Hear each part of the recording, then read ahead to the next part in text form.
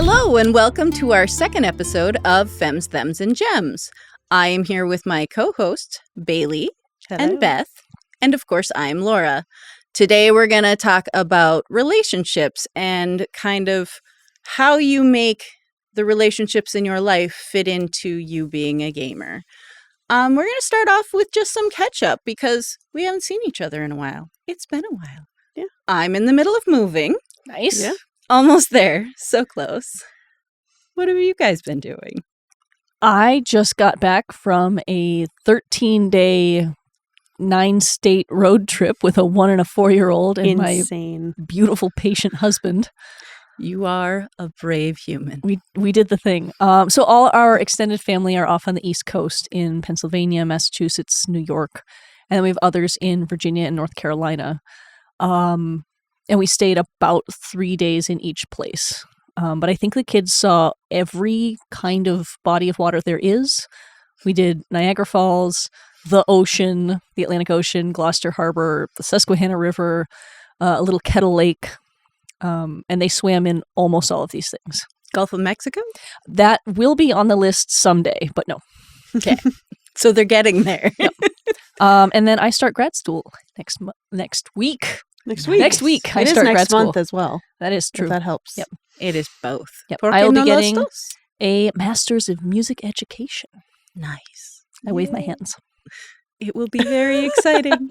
You will wave your hands better. Yes, with finesse and technique. And with a paper that says you can do it. That's actually the most important one. Mhm. I have oodles of experience, much more than they were asking for to get into the program because I am a professional music director for theaters all around Duluth. But for And those... a music teacher. Right. You don't actually wave your hands a whole lot because your hands are on the keys and there's a really different technique of conducting with your shoulders and your face as your hands are doing the piano thing.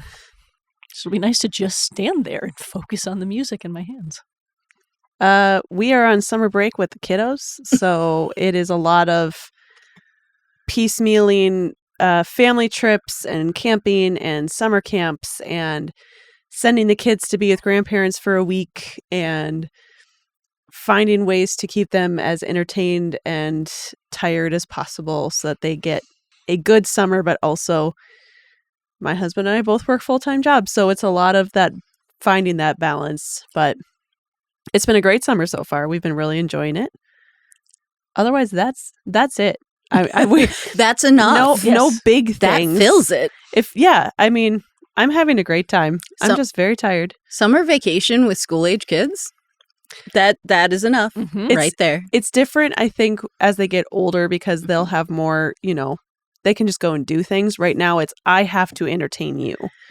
Yeah. With my youngest, who is 17, yes, very different. Mom, please go away. Leave me alone. This is me time. Exactly. Yeah. Mom, I just got done with school and I can't function right now. I need to hide in my cave. Mm-hmm. And I say, that's great, but we're in the middle of moving. So no. You need to help.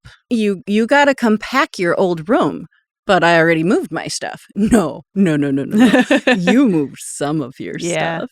And then also I moved into a different department at work. So yeah, orientation for that is at a higher FTE than I normally work. Okay. While I'm in the middle of moving. So we're doing great is what we're trying to say. We're doing so all good. Here. Yes. We're here and to that's talk. the important part. So talking about relationships in your life, we all have some that are just core to your life, significant others, if you have them, kids, if you have them, family, close friends who can be chosen family. But sometimes navigating being a gamer while also having those relationships, especially if you're femme, sometimes gets complicated. So let's talk about some of that. So what are some positives you've experienced while sharing gaming with a significant other? So like talking about what are some of the pros of like gaming with the person you're with?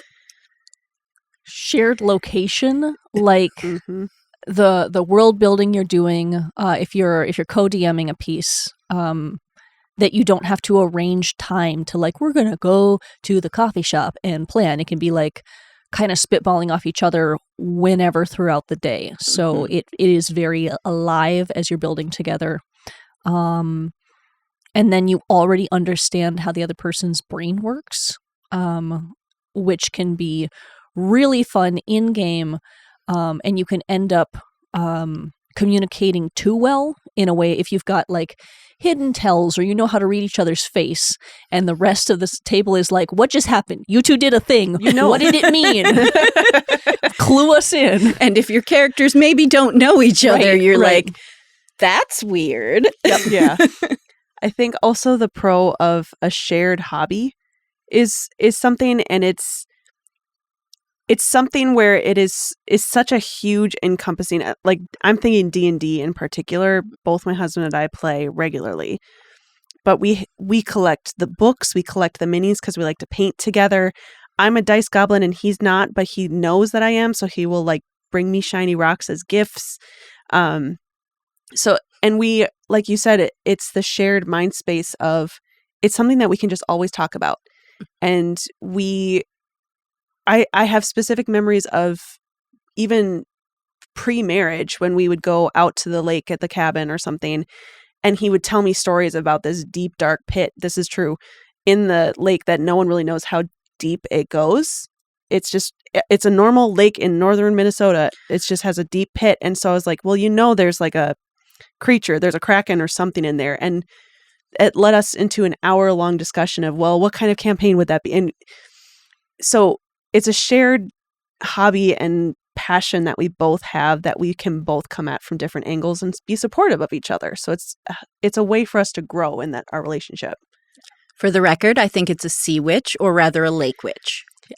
It was either like it's a tunnel to an underground like mermaid kind of situation, but evil mermaids, because it's hard to get back there. It's surrounded by lily pads.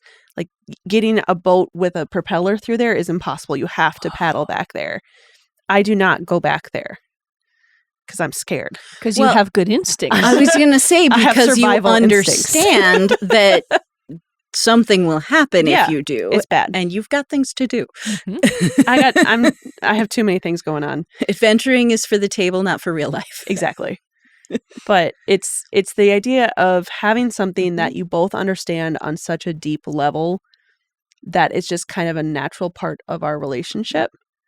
And it's also the shared, like, it's inside jokes. It's being able to share. My husband and I are both video gamers as well as tabletop gamers. So we're able to go, okay, I saw an ad for this game. I know you'll like it. Let's go try it. And we wait for the Steam purchase. And so we're finding 2-person games, even though we don't play well together on video games because we have very different gaming styles, but we enjoy spending that time together. But do you ever like find a game and go, oh, he's going to love this, and I have to buy it sneakily on Steam? Yes, we do.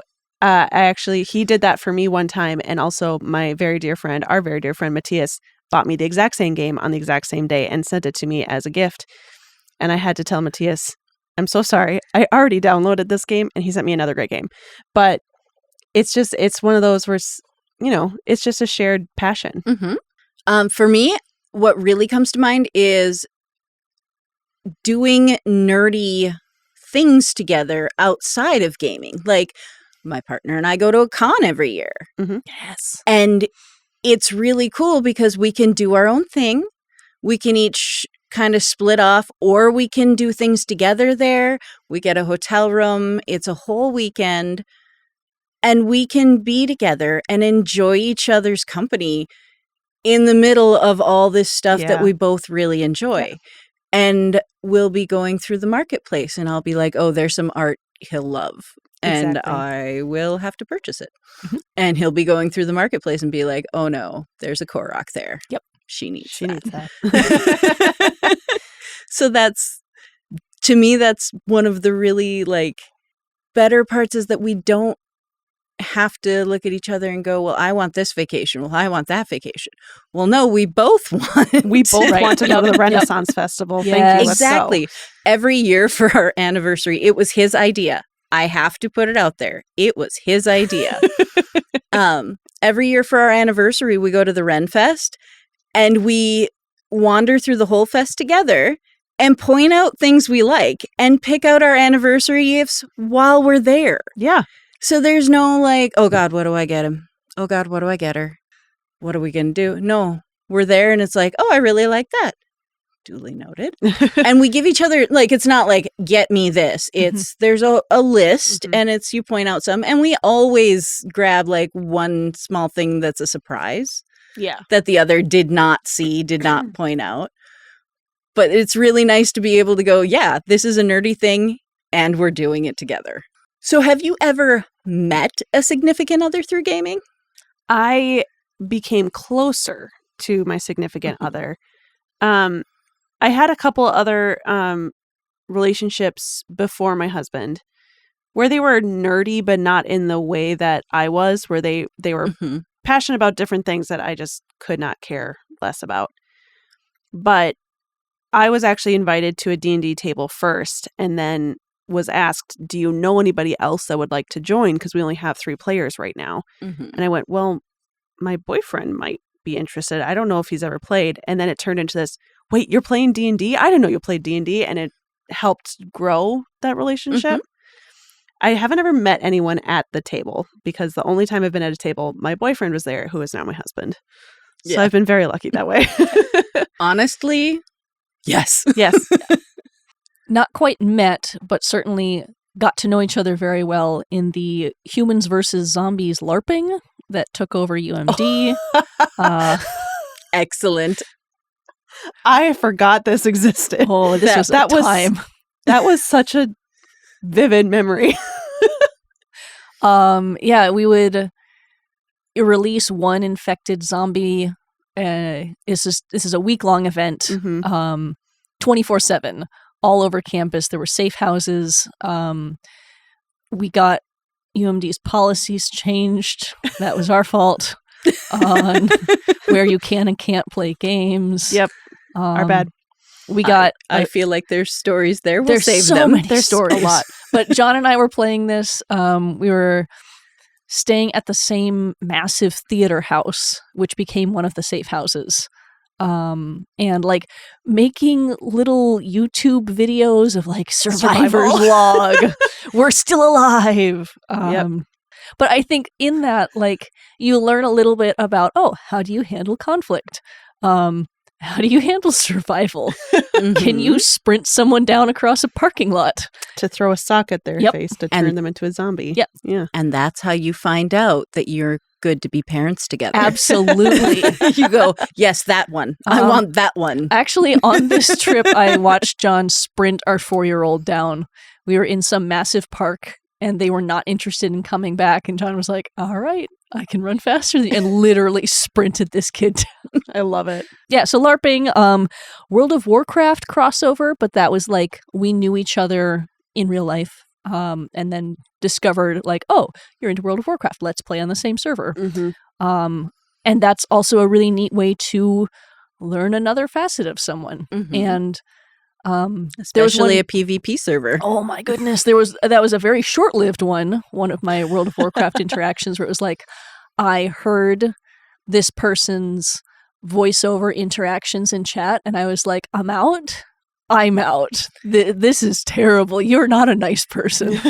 I will say I have met people at the table and sometimes it colors the table. Like things get weird. Yeah. But also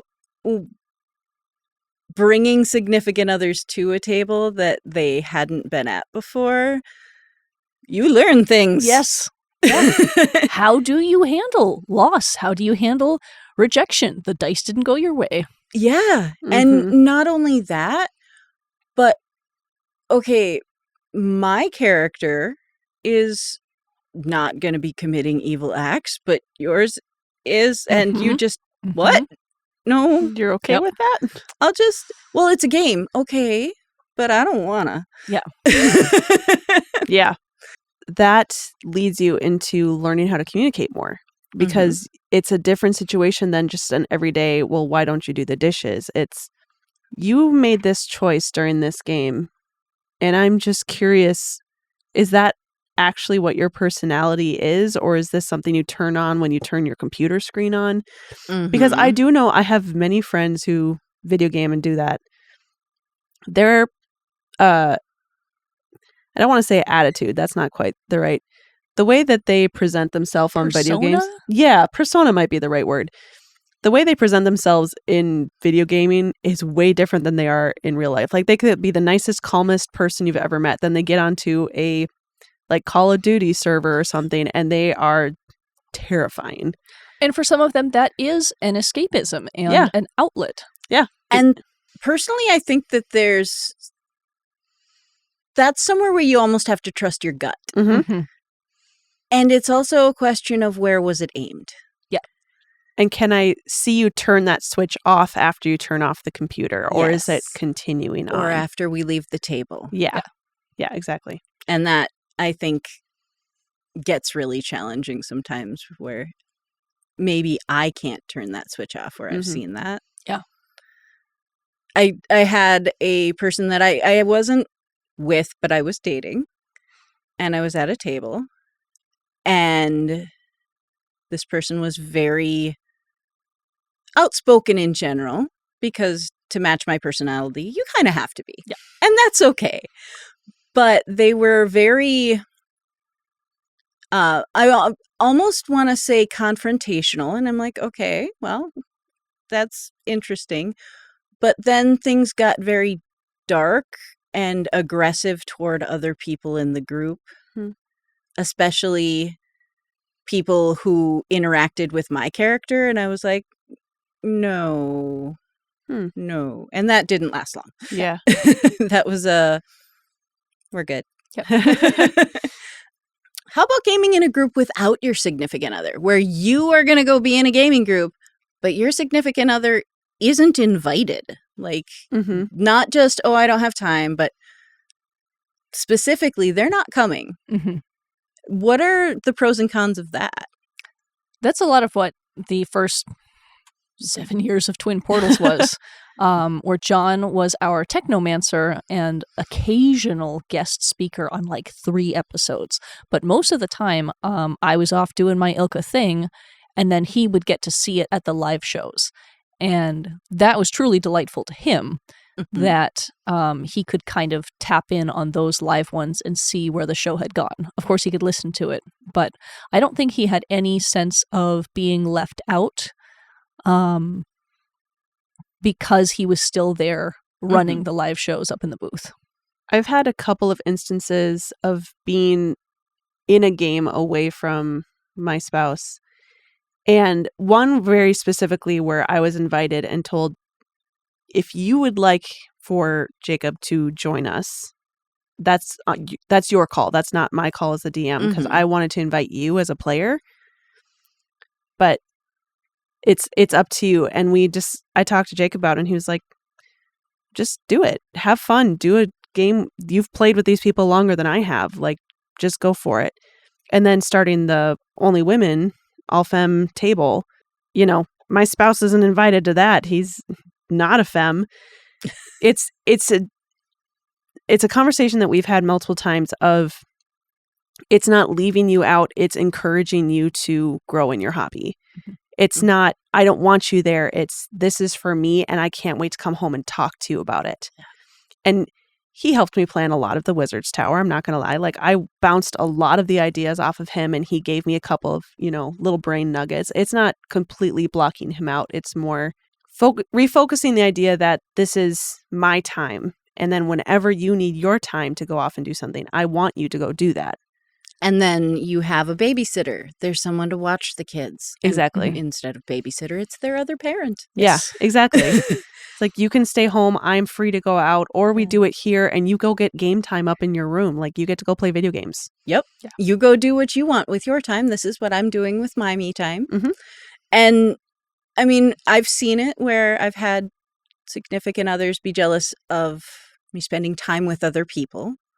I've had a significant other who was jealous of the fact that I got to play D&D and he didn't. It was very, very genuinely upset with me that I wouldn't speak to the rest of the table to get him invited. And I was like, no, This is not encouraging that. Yeah. This is not helping. But also, it's really fun to get together afterwards and be like, cool stuff happened and I need to tell somebody. Yes. I need to debrief. Mm-hmm. After we had filmed the last Twin Portals game episode, I was very energized from that evening because it was so much fun and we had a lot of cool stuff happen. I immediately went home. I didn't care how late it was. I was just like, and then this happened, and then this happened, and I have so much energy. And it's just knowing that he's also going to be excited to hear it, not just me being excited to talk about these cool things that our dice let us do. It's me saying he is going to love this. And he's exactly with you on the terms, the rules. You're not having to walk him through concepts. It's all immediately in his knowledge. Wheelhouse. Yeah. And then talking about significant others, have you ever felt pressure to kind of set your own fun stuff aside to do the stuff that your significant other wants to do gaming wise? I was talking to my daughter about this episode. My oldest, her very recent ex-fiance, she was very firm that I needed to talk about the idea that he always wanted to play a zombie game. He would never play her fairy game, ever. Yeah. But he wanted to play with her, and he wouldn't compromise and say, okay, well, we'll spend some time playing the fairy game and some time playing the zombie game. And for her, that was really a very frustrating thing. And looking back, it was kind of symptomatic of some bigger things. And if neither one is working for both of you, go find a third game. Like, it doesn't have to be, you will play my fairy game or we don't play together. Like, there are 100,000 other themes. Yeah. They both loved Civ. Right. But no, it was zombie game time. Yeah. And that just feels icky. Like, if my partner clearly isn't enjoying a thing, me making them sit through it is a waste of what little shared time we get. So that one... I love the way you put that. Yeah. I love that. Like, we have shared time. This is wasting it. Yeah. Let's do something we like. Right. John and I are rewatching Indiana Jones. As it is with kids, we watch a movie like 48 minutes at a time. Yep. If you're lucky. Yep. It's taken us a long time to work through some series, but we watched back through the second one and we're like, this is a garbage. This is terrible. Awful. It's awful. And it's not just awful, watching. It's also just disturbing at times. And you're like, scary. My parents let me watch this? Mine did not. His did. And he's going, my parents let me watch this. But I need to talk to John about that because I have the same trauma. But like, what we're able to do on bad movies is like, we both do so much in theatrical production that we're like, okay, let's analyze. What are we looking at? And start picking apart, how did it get this bad? Yeah. What possible choices? Did anyone raise a red flag and get shot down? Like, there's so many points where different choices could have been made.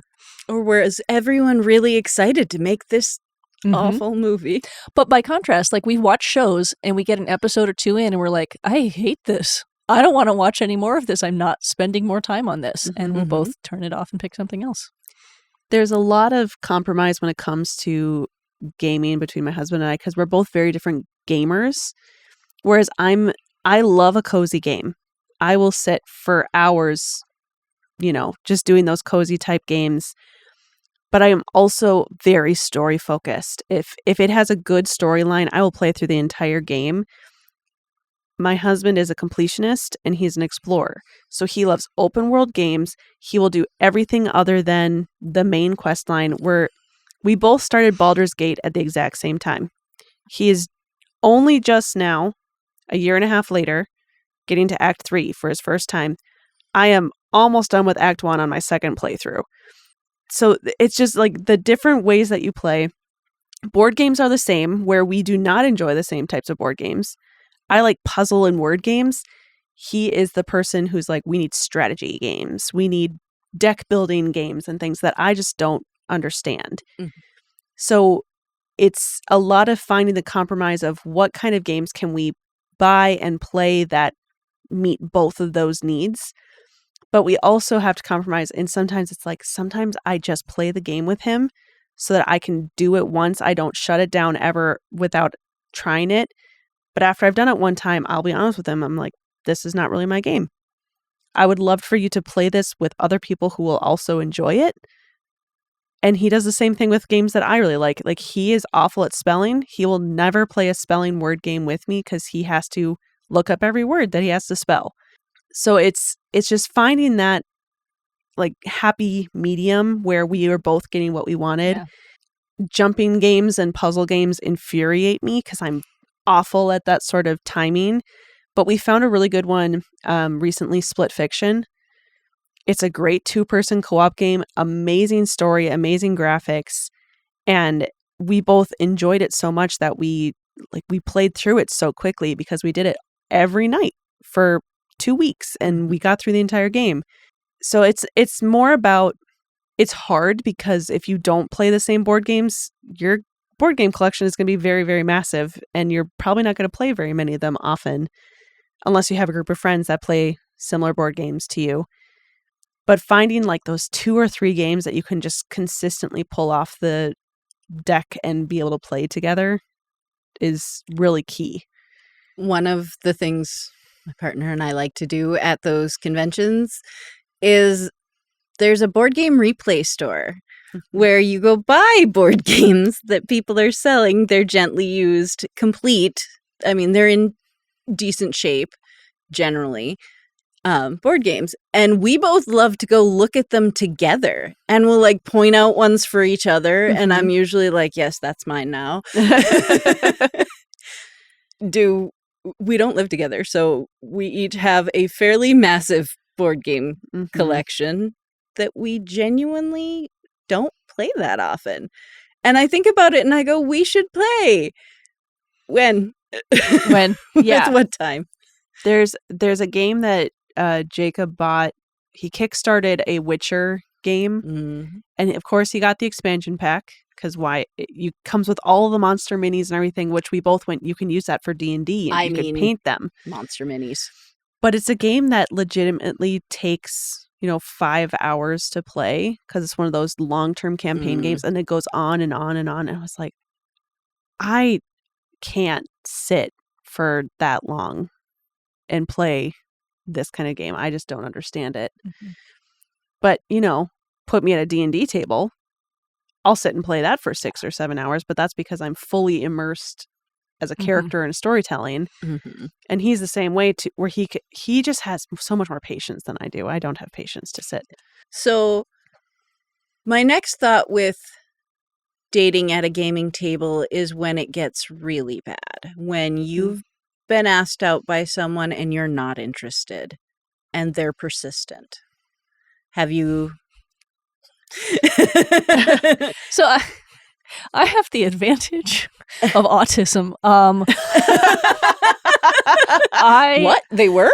I missed so many signals of this actually very sweet human being who was trying really hard to ask me out. And I was like, we are friends who play at the table together. This is super fun.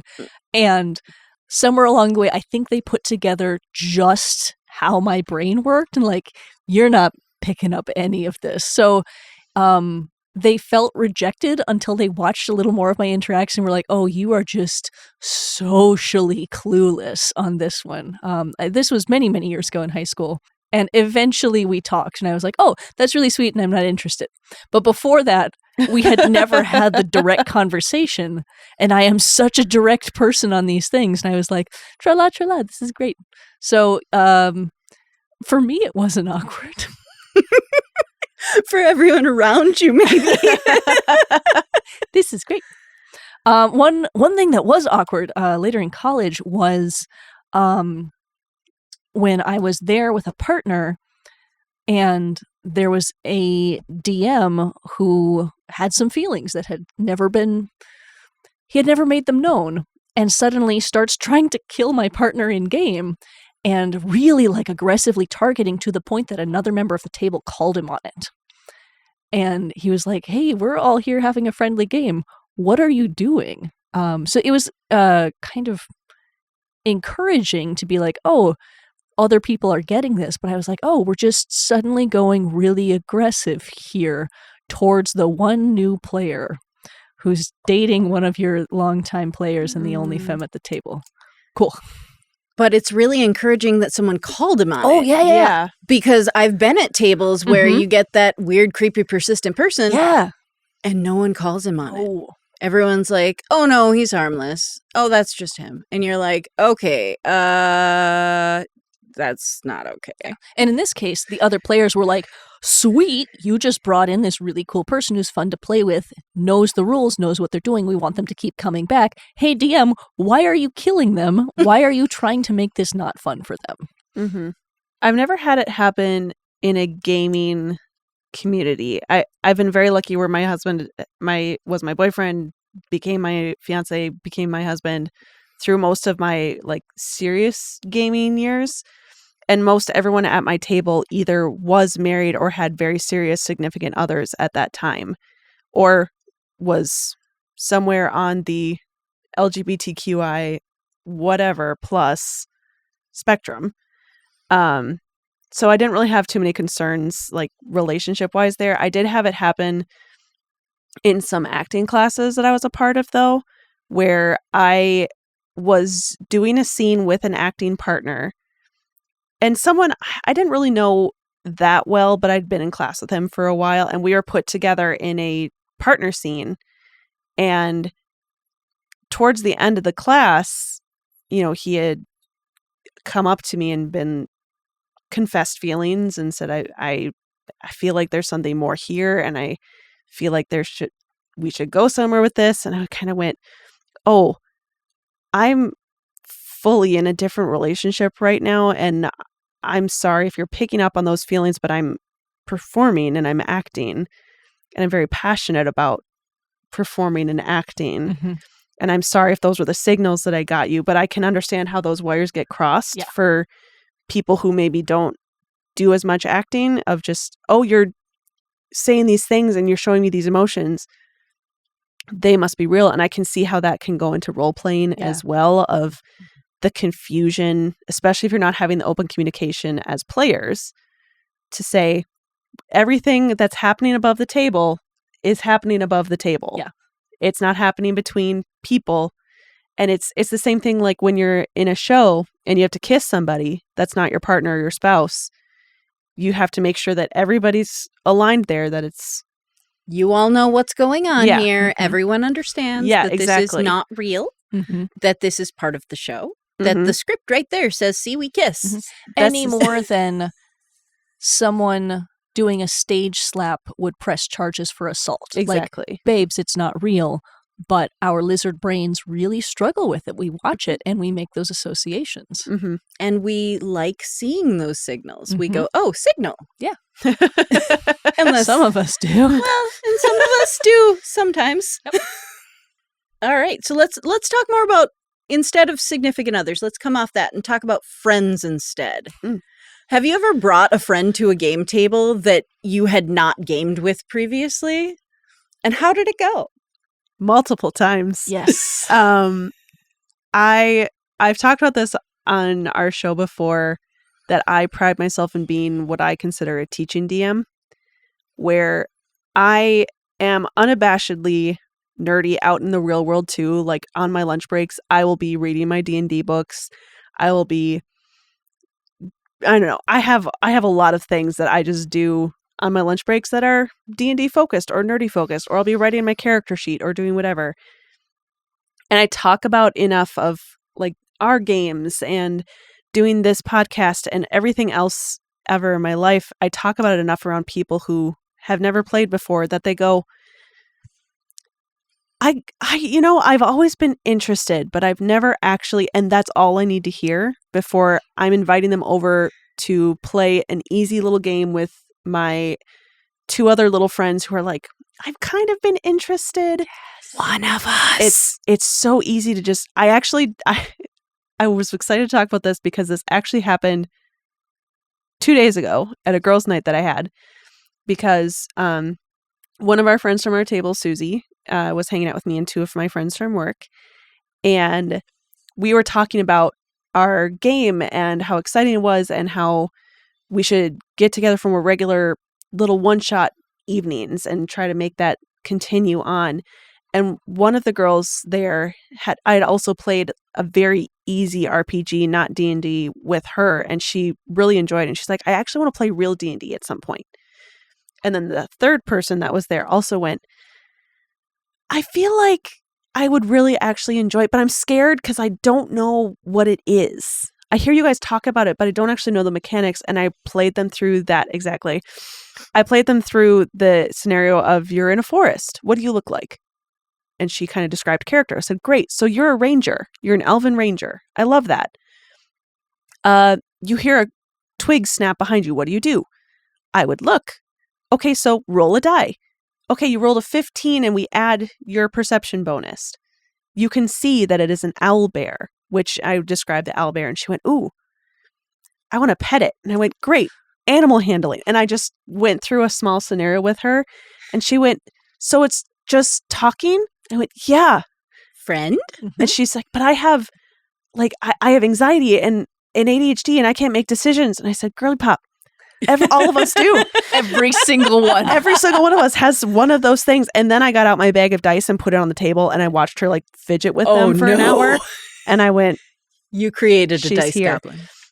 But it's fun because I have these friends outside of my inner community of nerds, and then I bring them into that inner community, and I get to see how their very, very brilliant minds work at a table. It's just very intriguing because you see people where sometimes you have that moment of, I should have known that you were going to be the little pickpocket thief who wants to take everything. Raccoon. Yeah, I should have known that, but seeing that in game was not alarming, but just like, oh, eye-opening. Okay, now I know as a DM also give you shiny things because that's what you're looking for. But it's just fun to bring new people in. I enjoy expanding the community and bringing more of my friends in, and even if it's not a regular game, just having them be more nerdy in my world so they can understand me better too is really important. It's a really good way to put it. So how do you integrate new people into like an established group? What are some good strategies to make sure that things go well? Having an open table is very important. The first person that I ever brought into D&D came to me and said that she was interested, and my husband was already like winding up a game to get going, and we had a player who's been playing forever. We had two other players that were not seasoned, but had played enough games that they kind of knew what was going on. So we had a good balance of two very proficient players, two semi-proficient, and one brand new person. So we had enough people there to help guide her along the way till the end where she was telling us, no, I can do this because that's what the book says. And we all went, great. You know your stuff. We're going to stop teaching you now. So it's about having that understanding that we are guiding you on this. We're teaching you, and ask questions and just try things. Be silly, be stupid. And if you're doing something really bad, we'll tell you, because that's just the kind of communication that we have at our table. Session 0 is so important in getting someone new on board. And it can be just like that person in the DM. It doesn't have to be with the entire crew.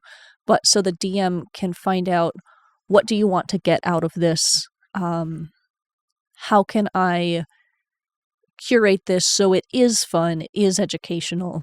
Because if you have someone who's looking for a treasure finding adventure and they're getting intrigue and political court drama, they're like, what am I doing here? So talking ahead of time and looking for what is fun for you and what is not fun for you in a friend coming in. Mm-hmm. And then when getting the group together, keeping in mind the mix of who you have. Yeah. Yeah. Because I did have a friend who joined a gaming group, and I thought that it would go pretty well. But I neglected to consider that particular friend, number one, is dysgraphic and has difficulty with math. Mhm. So we talked about that ahead of time because she brought it up. But then bringing her into the group, there was another member of the group who actively disdained her profession.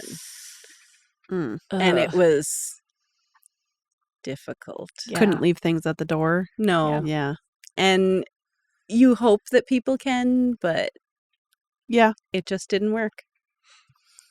And in that case, he ended up leaving the table. Mhm. And he was very upset because he was there first. But it was like, but she was not She's not the one causing the problem. Yeah. exactly. Yeah. Bringing someone new into the table too, who is your friend from a different space is very different, because we had like the four of us that were the players plus my husband were theater community people. We all knew each other from theater. We've done improv. We did all these things together. We spent many, many years and hours together. And then I brought this person in from my banking job who I'd known for over a year and a half and said, okay, come play with us theater folks. And she did great. She was amazing. And she's still playing with us and loving the game. But it was also trying to break that friend barrier of, now you're a part of this friend group. You are going to play with us a couple times a month.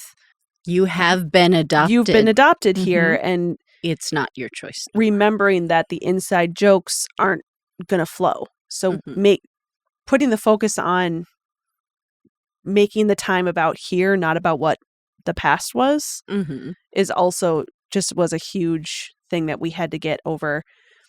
But also as a DM, you have to do a lot of the, like you said, if it's a treasure hunt for this player, then I need to make sure that they're getting some of the treasure hunt. But I also have to understand that some of my other players, they joined this wanting some of that political intrigue. Right. So that's what their character backstories are.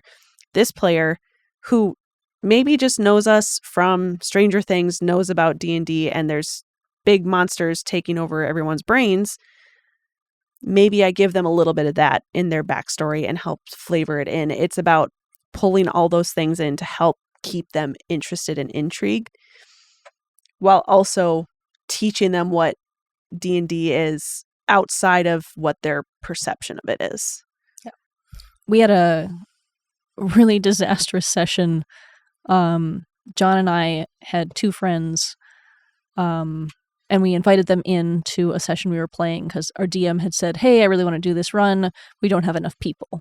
And so of our two friends, one had a mountain of previous D&D history, and the other was completely green. And the one with previous history, we found out later, having them there was super intimidating to the DM. So the DM was like, I need to play harsh. I need to play exactly by the rules. I need to impress this person. And in doing so, killed the both of them. And so the new friend has never touched D&D since. Oh. Is like, well, this is awful. Why do you guys do this? And so it's that level of how, as a DM, can you clock when you are affected by something and when you're intimidated, and can you have that self-awareness to be like, I'm not at my best. Maybe I should think about what I'm doing. Right. This isn't going to be fun for people because I am so destabilized and I've gotten in my head that I need to impress someone.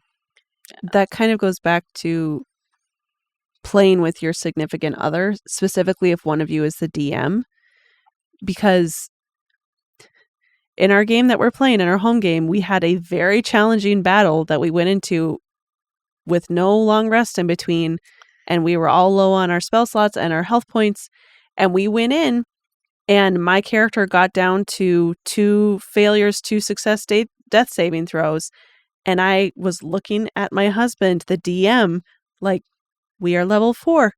Don't kill my character that I love and adore. Right. And luckily, I rolled successfully and had the health potions given to me and all the stuff, so I survived. But the panic and the fear of maybe losing a character because of things that not my spouse, the DM chose to do. I didn't talk to him for like an hour after we finished the session, and he kept checking in on me, being like, "Are you okay? Is this fine? Was that okay?" And I was like, "It was fine. It was stressful. I'm trying to deal with the emotions of that." And he said, "Well, it wasn't actually going to, like, there was something that was going to happen. Your character wasn't actually going to die. There was going to be this powerful thing." I said, "I know, but I didn't know that when it was happening." So the trust that we have between each other has been built over 14 years of relationship. To a brand new person playing with a brand new DM being like, "Wait, we've been playing for 3 months and my character is dead? So I have to go through that whole character creation process again?" I love how you said my husband, or the DM, not my husband. We've had to make that distinction. Because sometimes it's, but you like me. I've tried to play that card so many times and I'm being like, do I get advantage because you love me and I'm pretty? No, you don't do that. No. We have set the boundary very clearly. Like, there are spouse, there are relationship boundaries there. But every once in a while, you just got to throw it in. And everyone's like, "Bailey, have you read the notes?" No. He has them on a locked computer, which I could go, but I don't want to break that trust either. That said, I don't think you should play that line so hard. I think it's tricky in a marital relationship to not have any appearance. But like, if I know one of my friends is going through something, I'm not going to kill him that day. Yeah. Like, true. And every once in a while too, it's a check. It's like that pre-check-in that you do before a game with everybody. We always do, 10, 15 minutes of just chatting. How is everyone catching up? And really sensing the energy and the vibes between everybody that night. Because if everyone's kind of like, I had a really bad week at work, I'm not mentally really ready for anything really difficult, that's when you flip the switch and you say, okay, so the next part of the game was going to be very difficult and probably a little bit more stressful than the rest of it. Do you guys want to just do board games tonight? Should we pull out a different one shot and say that you guys are teleported somewhere else for the evening and then you go back when you guys are more mentally ready? Yeah. It's about checking in and recognizing that, like you said, somebody might be going through a really hard time and maybe that's when they want to roll dice and hit a bunch of things, and maybe you make the DCs a little bit easier for them so they can have a really successful evening. Or you just say, mental check-in. We don't have to do this tonight. This is not a requirement. It's a game. We want it to be fun. We don't want it to be stressful. And then going back to friends, have you ever met a friend at a table and then become good friends outside? Oh, yeah. We actually did this at our last Twin Portal session where Anders looked at everybody and went, "Can we be friends?" And we all went, friends now? "We are. We have been friends."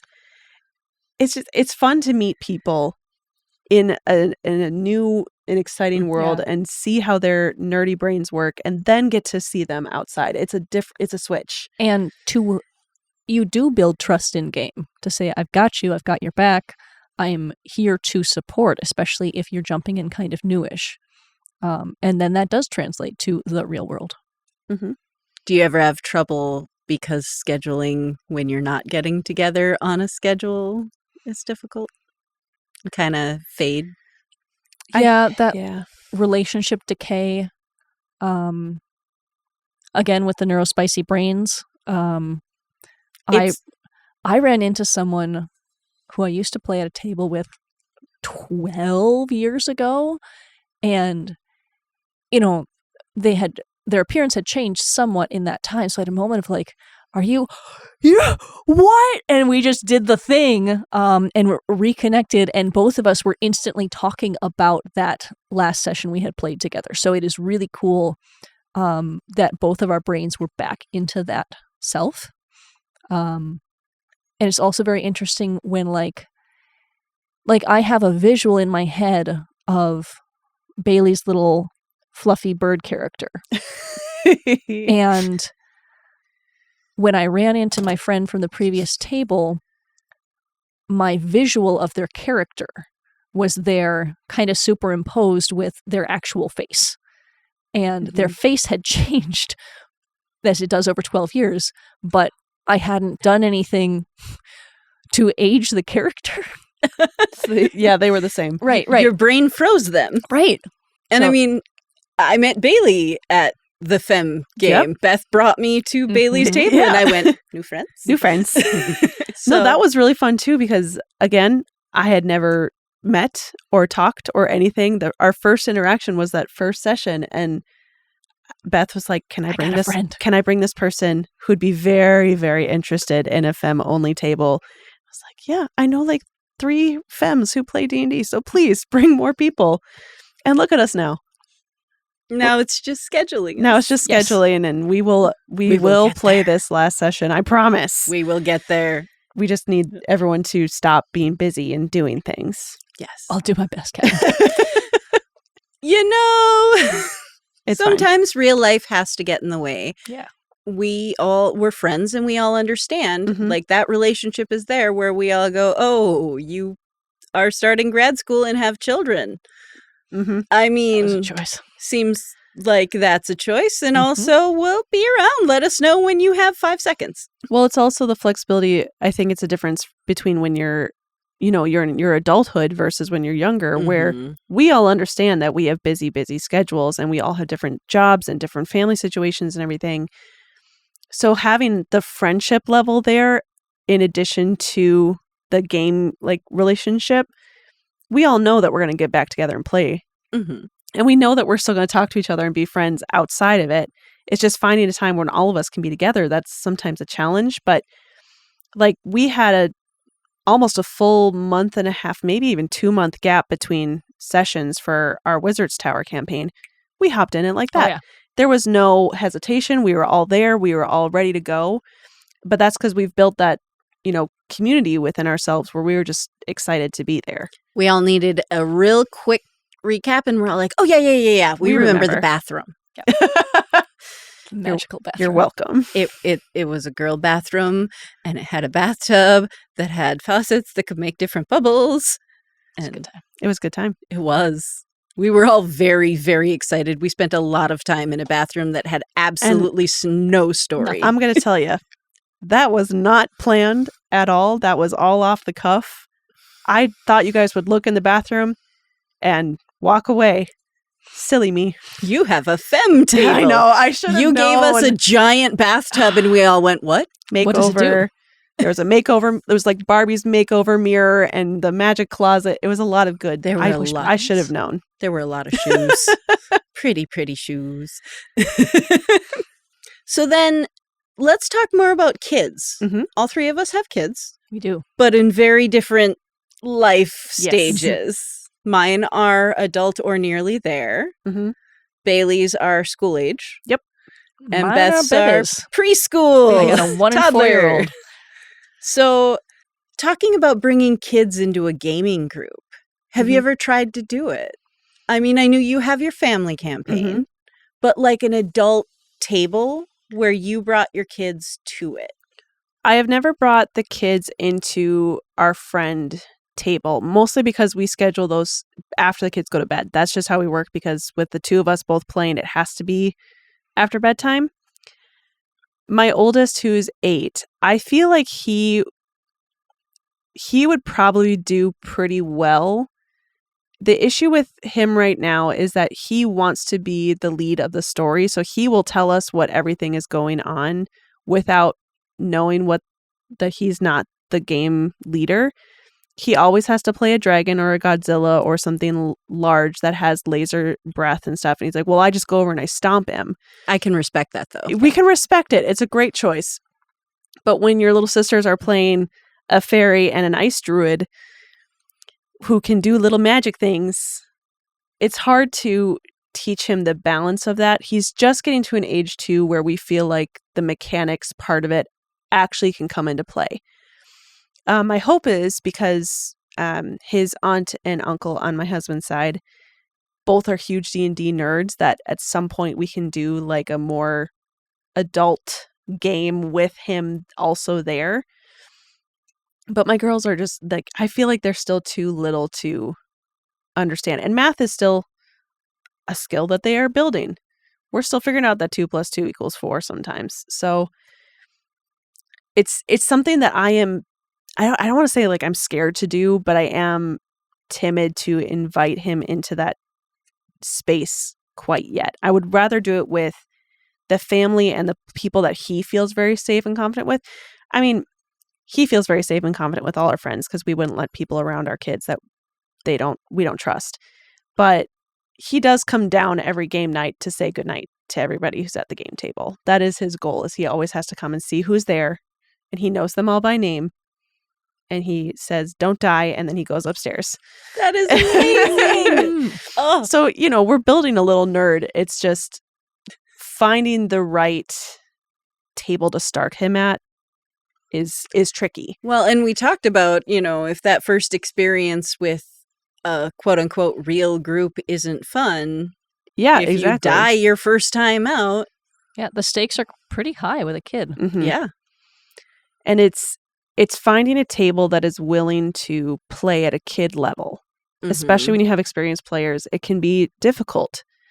It's the same as, you play these complicated board games, but your kid is on Uno. Mm-hmm. So you will play 10 rounds of Uno because that's what your kid likes. So it's finding a way to adjust your table. And I feel like doing that with family is the easiest way because they will also give in, but also try to teach the rules and the mechanics and how to do the dice to your favor. My oldest was homeschooled. And her math education started with D&D. I love it. Perfect. So my babies essentially grew up through twin portals. Mhm. Clover was born during the pandemic, and John and I had moved down to the cities for 2 years for John to get his grad program. So during that pregnancy, I drove up here for one of the sessions. We did a live show with me, super pregnant. Man, I'd have to look back, but it was real close. I think it was a December live show. Yep. And then after Clover was born, gang that would have been March. Drove down to Minneapolis and played at our dining room table. And I was, I don't know, 6-8 weeks postpartum, so I was still nursing Clover. But then every 3 months for the rest of Clover's life was a live show. So when we were driving back up here from the cities, my mom would come up and wander around rocking Clover until they fell asleep. Sometimes John would be up in the booth with a baby on his shoulder, rocking them to sleep. And only in the last year or so has Clover been really interested in sitting in the audience and experiencing what's going on. But even then, a 3-year-old taps out pretty quick. Mm-hmm. So they'll sit with my dad, ask many, many questions, and then get bored and start wandering. And then they go home. So at this stage, it's just foster the imagination. Oh, yeah. Yeah. Oh, yeah. I mean, every and night. look at the shiny dice. Every night they ask me to tell them a story, and I just mini DM. And that's my tell them a story. Right now, they ask for a really specific blend of a couple of their favorite movies. So their go-to story, and they'll correct me if I get different details or characters, but they want Mothra to show up and give 4 ice dragons with frozen Elsa magic a quest to save the world from the thunder god Nalo. And there's going to be evil coconuts. And at some point, they need to get back something shiny to a green goddess whose grandmother is a manta ray. And anytime we watch a new movie, it now gets spliced into that, and it gets longer and more detailed. You need to write all of this down. Yes. The storytelling thing is huge Yeah. with the kids. They're at that prime age where the imagination is flowing, and they can all start making those connections of, well, I like this part from this story and this part from this story. So we will do on long road trips, we will do DMing, but it's shared story time. So I will start the story and say, okay, Lucy, what do you look like? And Isabel, what do you look like? And they all get to pick their characters, and then I'll explain a little bit, and then they all say what they want to do, and they add on to the story. And just this last time, they started taking turns. Like they wanted to tell the story. And, our youngest sounded very similar to our oldest because they're, copying is a form of flattery. But it's the building the imagination. It's putting them in the world of dragons and archery and elves and dwarves and helping them introduce to that. And our oldest, my kids love Link. We play Breath of the Wild together all the time. And the dragons, they are obsessed with. We went camping and Matthew made a bunch of Koroks and hid them all over our campsite for the girls to find. Oh my gosh. I know. It was beautiful. And it's just them taking things from the nerdy world and bringing it into their everyday play and conversation. And like the obsession with swords is real. That's the thing that started. All of his little friends are playing with Nerf guns and stuff. He's like, no. I want a Link sword. And I want a shield and I want the costume, which he does have those. We don't have the sword yet. That's something that we're looking for, but it's fostering the imagination. It's helping them understand that there is a much wider world. Did you know that there are 3D printer schematics for the Master Sword? One of my close friends is actually printing it right now. We happen to have an uncle with a 3D printer, so he just asked for a dragon, so I think he's going to get the dragon first. Oh, but yeah. Eventually. That Baby might come. steps. Yeah, baby steps. I guess for older kids, I mean, part of Bryn's education was math, was the math of D&D. My ex and I had her half the time, so she was going back and forth between houses in different states. Oh. Yeah. It was Minnesota and Wisconsin and then Michigan and Wisconsin. Yeah. She got brought in before I met her. She was playing D&D by the time I came along. So then when the youngest wanted to join the table, I had some concerns because my older one is 10 years older. Yeah. Like she was 16, 17. PG-13 is fine. For my 6-7-year-old, Right. PG-13 is not fine. Yeah. And the group that we had at the time was curated by my ex. It was not curated by me. Yeah. And so I had some challenges trying to navigate what are we talking about in front of my kids? Yeah. And I felt like as the mom parent, I was kind of being left alone in those challenges.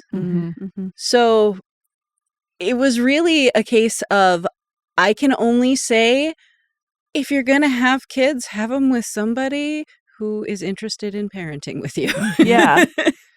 Well, and Because I also got left to, like, I was kind of the expected caretaker for both kids, regardless of whether I was DMing or not.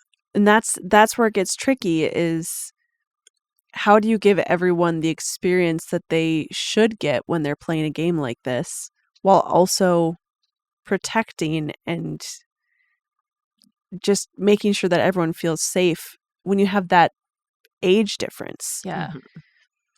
And in the end, what it came down to is I would only let the younger child join when certain members were there. If other members were there who had difficulty reining in their subject matter, I said, I don't think this is your game night, kiddo. Sorry. Yeah. And they would just come and play somebody's familiar. Yeah. They wanted to run around as the bear. And that's actually a great way to bring them into a game without them being... I never thought about that. That's really, really brilliant. Because they always like to play with somebody. And in board games and stuff, they like to be teamed up with auntie, or they like to be this person's friend. So having them literally be, okay, so you are their little fairy. Yeah. And you follow them around and you can do things for yourself. You can't die. That nothing can happen to you. And they were a bear, they were a pseudo dragon, different games. They were like just finding them a niche where if they have totally lost interest and they have left the room, that's okay. Fine. It's not going to affect the game. But all. we wrote up the stats on their own character sheet. That was their character sheet. That they got to just be this character. And then when they lost interest and ran away, usually with some of my dice, then it was, okay, we're going to keep playing and it's fine. I love that. That's a great idea. Navigating being a parent and playing a game. Yeah. It's an adventure. And now my kids are adults. And now, well, adult, and the younger one will be an adult in 2.5 weeks. Yee. Happy birthday to them. Terrifying. Yep. Breathe. But we were at my nephew's birthday party last week, and he has just started playing. He's 13. And it Oh, was, fun. do you guys want to do a cousins game? Where Yes. my 2 kids and him, and then one of the other uncles also plays D&D. I love that. And I was like, do you want me to run a game for you 4? And they went, D&D? Yes. I would love D&D. Do you have D&D? I could have D&D. And that's when I discovered my nephew had only been playing about a month and had no dice. Big mistake. Oh. He was playing on Roll20. And I said, I will fix this. Yes. I will correct this. Yep. Post haste. This is not acceptable. You need the So- clacky rocks. And it's extra fun because my family is not nerdy. Like Mm. my siblings, Yep. not nerdy. I love them and I love hanging out with them, but they're not nerds. None of them. Yeah. Video game nerds, yes. My brothers, video game nerds, sure. Mhm. But D&D, they're all like, what? Yeah. I don't get it. So for my sister's youngest to start playing and my sister to be like, yeah, talk to Auntie. Auntie knows things. My parents, very much not nerdy in this way. They're musical theater nerds. They are music nerds in that way. But because Jacob and I talk constantly about D&D and the clips that we post, the reels that we post come across their Facebook and they'll listen to it and they'll just be like, we don't know anything that you're talking about. And literally one night asked us if we would like play a game for them. Oh. And we haven't done it yet. We've been trying to figure out, the right time to do it because we don't usually have a whole lot of time to spend together. But it's that kind of scary feeling of like, I'm teaching my parents something that I'm really excited about. And if they don't like it, what does that mean for me? But it's the idea of you're so passionate about something. You love it. You talk about it. You're not scared to talk about it, which is a huge thing. And you're talking about it with your kids. They see our minis. They play with our dice. They see Jacob working on his notes and giggling to himself because of the malicious things that he's thinking of, and he's being sneaky. And they came up with ideas for the Wizard Tower dungeon. They had a couple of great ideas for some of the traps that were in there, and they're like, we want to be invested. And Lucy actually helped me draw the map for that puzzle that we had. It's all about teaching them early, not necessarily mechanics. It's investing them in the world. It's showing them how it is, and then watching them grow into confident enough people to not be scared about being nerdy, that they'll find other people that are also nerdy with them. And then I think it's also about showing them that relationship with their other parent that, yes, we can both be nerdy. Mm-hmm. And it's both of our responsibility to take care of you. Yeah. And we are balancing that and figuring it out so everyone still gets to have fun time. It's not mom always does things or dad always does things. Yeah. It's we are finding a way for everyone to enjoy themselves. And it's a great way to also mimic relationships for your children. Yeah. My youngest and oldest did not have good examples of relationships growing up. They both have a very fraught relationship with my ex. Mm-hmm. And by fraught, I mean non-existent. They don't talk to him. Yeah. And that's their choice. I did not have anything to do with it. But in D&D, we can talk. I can show them relationships that are good. And I can model them for them in role-playing. Yeah. And Lily's like, okay, yeah, I can get that. And Bryn just giggles because she's the older one and she knows exactly what I'm doing. Yeah. And she'll help. I love it. But I did that for her too. After my ex and I split, she was a young adult. And I was like, and we're going to play D&D. And also good, happy couples are going to be there. And she's like, those don't exist. And since then, she's really come around. So I really think that modeling relationships for kids Mm-hmm. is really just, that's a special way to do it. And it's communication. It's Mhm. teaching them how to talk to other people. It's teaching them to problem solve. It's teaching, like, there's so many skills that are within D&D and gaming that go into the real world, just ways that we communicate with each other. Especially for our COVID kids. Yes. I mean, Yep. my youngest, Yep. when I've got COVID 2 hit, of them. when COVID hit that stay-at-home homeschool year, they were in 7th grade. Which is both a wonderful and terrible time to have that happen because it's such a formative time, but also it's such an awful time. Yeah. Because everybody's a jerk. So coming back to wrap up, what are your tips for gamers to expand their social circle, especially femme gamers?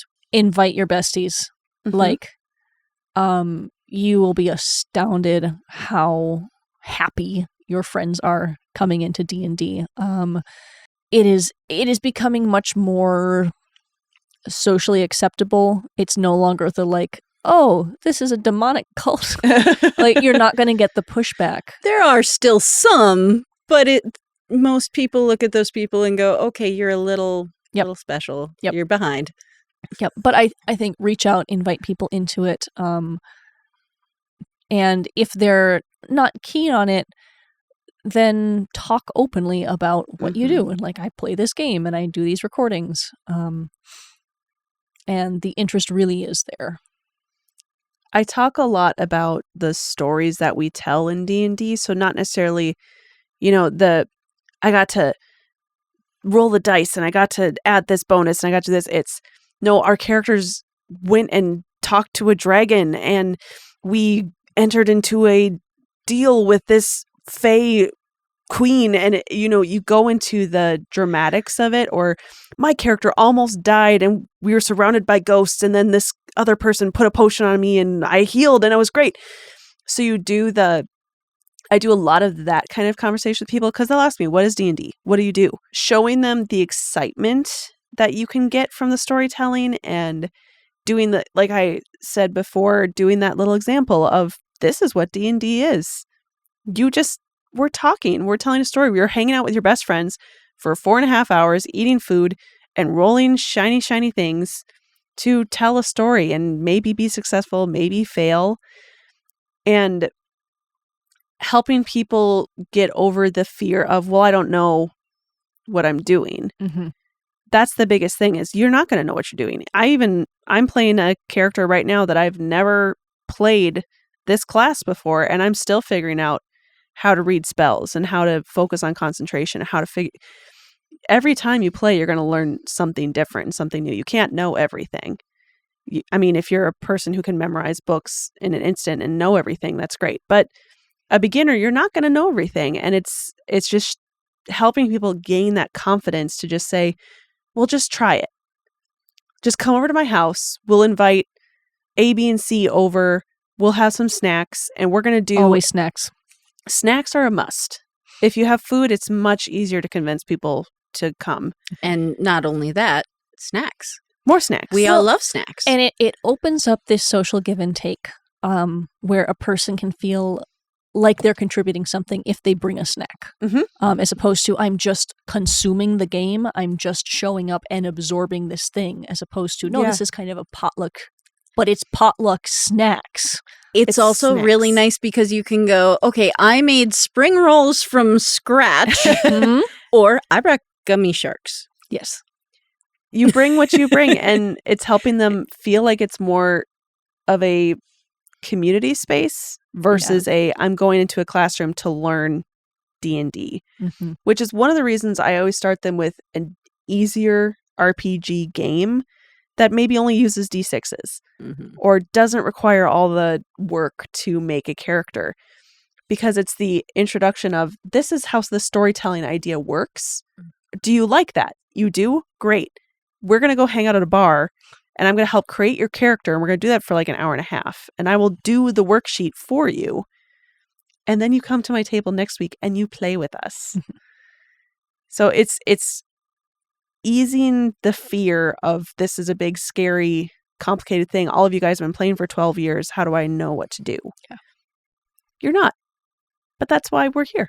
Well, and I've been playing for 20 some years, but 5th ed is still reasonably new to me. Right. Mm-hmm. So sitting down at Bailey's table, I was like, what do I add? Mm-hmm. I don't know. I'm still trying to figure out 2024 rules. Yeah. Because those are different too. Mm-hmm. And then if that doesn't work, if you're new to an area and you don't have friends, Mhm. if you are whatever, you've been isolated, you haven't had a chance to go out and make friends, I always hesitate to send Femmes to game shops. Mhm. Due to my own experiences with game shops, not just here, but in Mhm. other places, they Yeah. tend to be very mask-driven spaces. Yeah. Do you have places to send them? It can still be worth popping your head into the game shop and then see what the demographic is. Is it a little old lady behind the desk? Right. It's probably a safe place to be. Well, and also, you can always try it out. And if things happen that are uncomfortable and no one shuts it down, then Yeah. We're don't also stay. we're also in a world of like online reviews. Mhm. If a place is creepy, you're going to find it out pretty quick online and you can see those reviews easily before you walk in. My suggestion to people was always go to a coffee shop, Yep. not Caribou, not Starbucks. Go to A local. local coffee shop and bring your D&D books and just have them out. Yeah. I Yeah. promise the nerds will find Yes. Someone will ask They you, will- what are you working on? you. They will walk Mhm. up to you and go, what do you play? Do you Yeah. play? You Mhm. play? Yes. And it's if you're a physical, like out in the real world person, that That's may true. sound Not like everyone you're is. either a robot or you're a person, but not everyone likes to go out and be social and just walk up to people, but that's also the beauty of having like Discord. There are so many finding groups in whatever city you're in. I guarantee that whatever larger city that you are in, there is a searching for tables group. There is a women in D&D channel that I am on Discord that has literally a looking for groups thing, which is both online and also I am in this city. Are there tables or anything that is open, and they will get connected to other people.